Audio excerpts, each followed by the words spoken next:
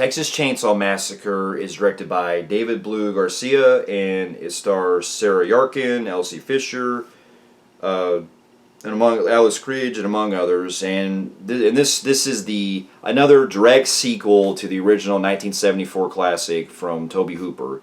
And in this story, it deals with a bunch of younger people that go into this town in Texas, and they end up wanting to buy this property from this old woman that's running this orphanage. And basically, some stuff goes down, and essentially it becomes where Leatherface has been hiding for so many years, and comes out and essentially is killing all these younger people one by one.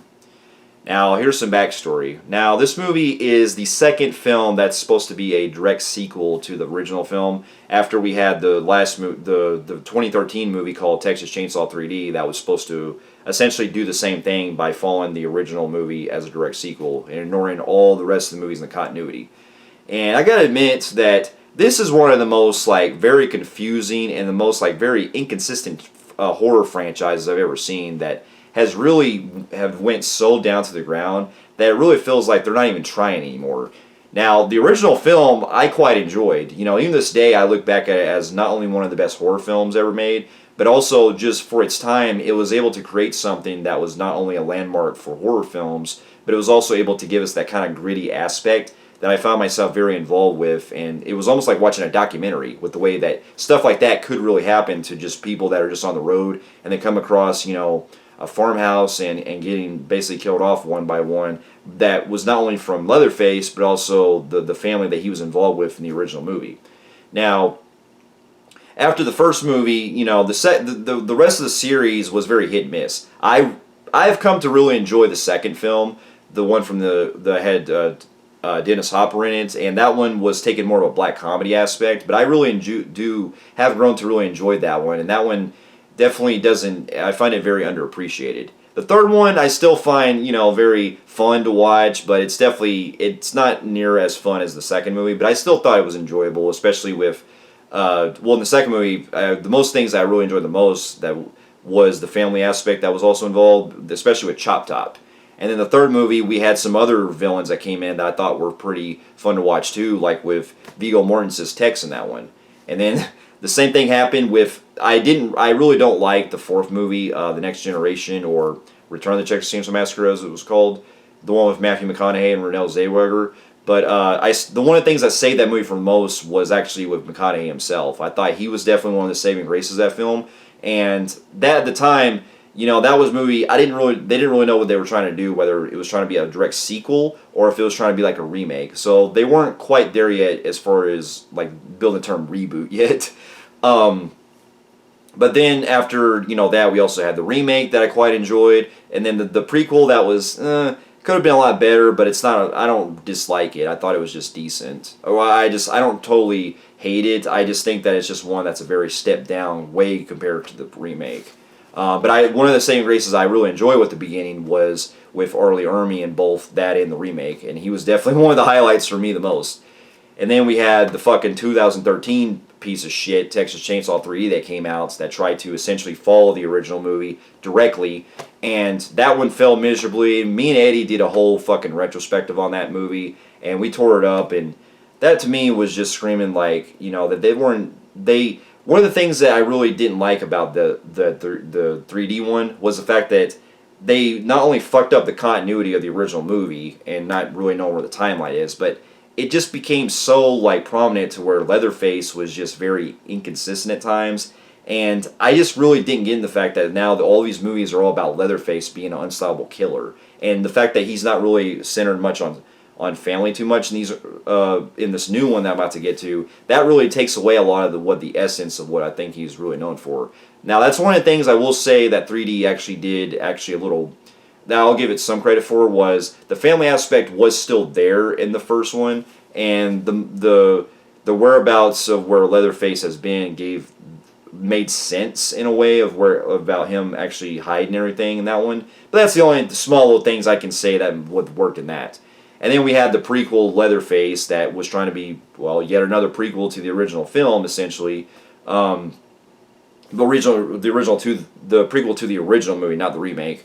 And that one I found like a step up from the last movie, but I still thought it was still flawed, and it had a lot of stuff that I was pretty pissed at, especially in the ending of it. And then after many years, they decided that they pretty much held the rights onto it when Legendary got a hold of it, and they essentially got the chance to distribute it through Netflix. After apparently there were test screenings that happened to where the movie was so bad that I don't know if there was that they essentially had to pull it from theaters essentially, and they had to. I don't know if they had to reshoot it. I had to do more research on it, but they had to, basically in the end they had to end up getting it distributed to Netflix. And even from the trailers, I just really wasn't looking forward to it because I just didn't really think that it was going to work, especially all the countless stuff that we've gotten with Leatherface in the past. And after upon seeing this movie, I can say that I don't know if it's either the worst or if it's up there like tied with 3D as probably the worst, like one of the worst in the entire series. Because with this is everything that I fucking hate about with these kind of movies that essentially take away the essence of trying to, bring, iconic franchises back into limelight with horror films. This movie was so awful to where I just couldn't. It took me actually a while to actually finish it. If I'm going to get into any pros, I will say that, okay, there's some decent gore that's good. There are some good kills that I actually kind of liked that I thought were fun at times, that were actually good to watch at times.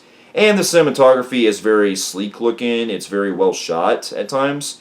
I'll give it that. And there was one character in the film that I thought was... there was one actress I thought who did a decent job. It was... what's her name?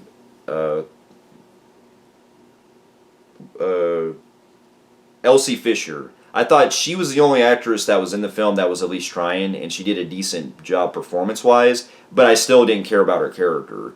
And then there was also the other guy that's in the movie that's kind of like this mechanic that's in the movie. That he was the only character in the film that I thought was the most likable. It was this actor named Mold Dunford.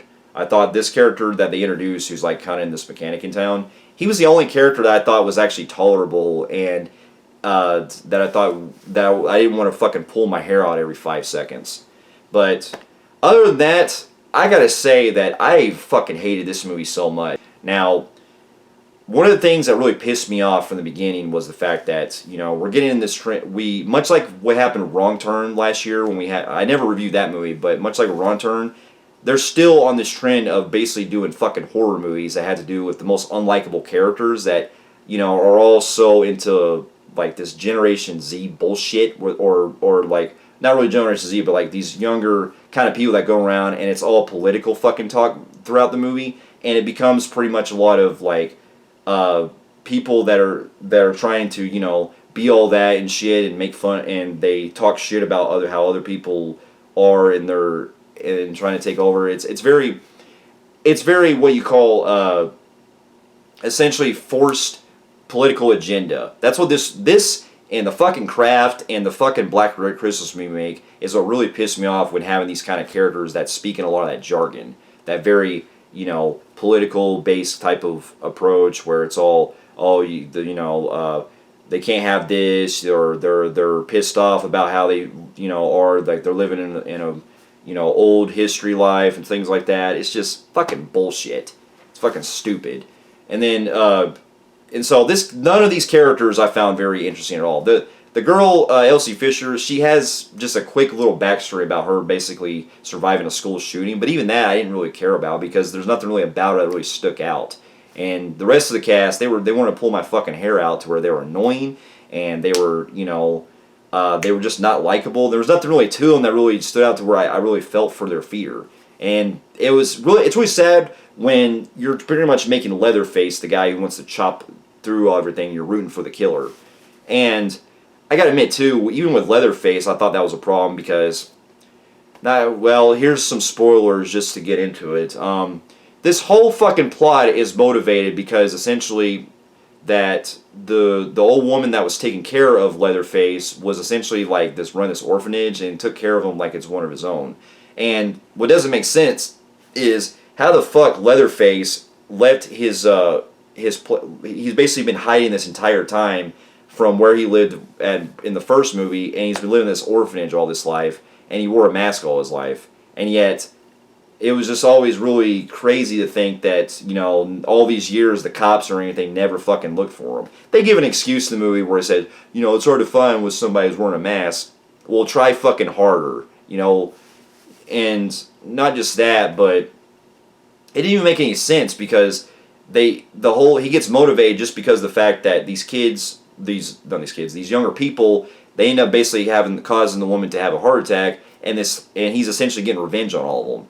Well, what also doesn't make sense with this is the fact that in the original movie, Leatherface is one of those kind of guys where he's pretty much mentally challenged, and he essentially is motivated by family. Without him pretty much in the family aspect, you take away anything that's very reminiscent or very intimidating or scary about Leatherface as a character. And in this one, he's doing a lot of shit that doesn't even that makes him feel like fucking Jason Voorhees, where he's getting shot multiple times, he's getting, and he's doing all this supernatural strength shit that really plays away from all the stuff that we know from Leatherface. I mean, I know Leatherface is a hulking dude and all, but that's what I also had an issue with 2013 doing that same shit. And Leatherface is not supposed to be fucking Jason Voorhees. All these other newest movies that have tried to incorporate that, they didn't get the vibe that Leatherface is the kind of guy that could pretty much blend into real life kind of crimes, because he was also inspired by real life crimes, including Ed Gein himself. Ed Gein, the famous serial killer. And so, that was really butchered of that. And then also, the movie goes by to where they essentially just do random killings for a lot of people throughout the movie. And while it's nice to see the gore and everything, it really it's very cringy to watch at times when people are talking, like that bus scene where he's like, "You're getting canceled." It's like, it's just ridiculous. And even when they do that famous scene in the bus, while it is nice to see the gore, it doesn't feel like they really went out of their way to make it as gory as they could have. It felt like they were kind of shying away from some of the really more hardcore stuff that we want to see out of Leatherface. And also, one of the biggest insults I gotta say with the most is when they bring in Sally, the original character from the first movie. She comes into play in this, and first of all, she's not played by the same actress because tragically Marilyn Burns died in 2014. But she's played by a completely different actress, and they fucking rip off Halloween 2018 with that shit, where, she's been waiting for 50 years for him to come back, and she's doing the same bullshit where, she's trying to be has the hair like Laurie Strode and everything, and they fucking waste that opportunity fast, because you get to see moments with her throughout the movie, but at the rest, when she has her big scene with Leatherface, she doesn't even fucking shoot him when she sees him. She's like taunting him and trying to ask him like what her fucking name is, like Heisenberg from Breaking Bad. It's just ridiculous. And then, and not just that, but they give her, they fucking waste her because, again, spoilers, they kill her off by Leatherface in like 5 minutes. She shoots him, she tries to have her big scene where she's trying to fend him off, trying to get the people away, and she essentially gets her ass killed, and he yanks her up in the air with the chainsaw, only for her to actually survive from a scene later where she is able to shoot him. Like, yeah, I'm supposed to buy that shit, and like I'm supposed to, that would actually survive from that. No, it's not gonna fucking, that doesn't cut at all. Oh man, and not to mention, it just really infuriates me how, the movie is just very, it almost feels like it's very shot cheap too, because it seems like they're in a very small town that I actually read up on. I think it was actually shot in the same area that they shot House of Wax at, because it almost looks like it's set in like an abandoned amusement park or something. But I mean, and it just feels like it doesn't really, it looks very cheap to where it doesn't really resemble Texas, because from what I understood, it was shot in another country. And I mean, there's more I can go on, but this movie was just so fucking insulting to not only the Texas Chainsaw Massacre movies, but to the original movie, but also then it starts ripping off not only Halloween Kills with its brutality, but also Halloween 2018 with its shit. And to be honest, even in 2018, I didn't like that fucking plot either, with Laurie pretty much, trying to get revenge, waiting for so long to come back. It's like, oh, you're so desperate to where you can't even fucking, you start ripping off other movies. Oh my god. And so, No, I don't I don't recommend this movie at all. And I think that, I'm kind of glad I watched it on Netflix, because this is one of those movies that is already on my list of the worst movie I've seen so far this year. So with that, I'm giving Texas Chainsaw Massacre, well, 2022 version, a fucking flat line on the Film Freaks meter. Fuck this movie.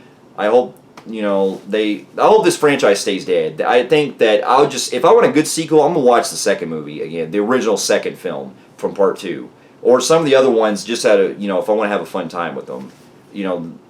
But for those of you who have also seen Texas Chainsaw Massacre, and also the other movies in the franchise, let me know in the comments below what you thought about it. And thank you so much for watching. Stay safe, and I'll see you in my next review. I'll see you later.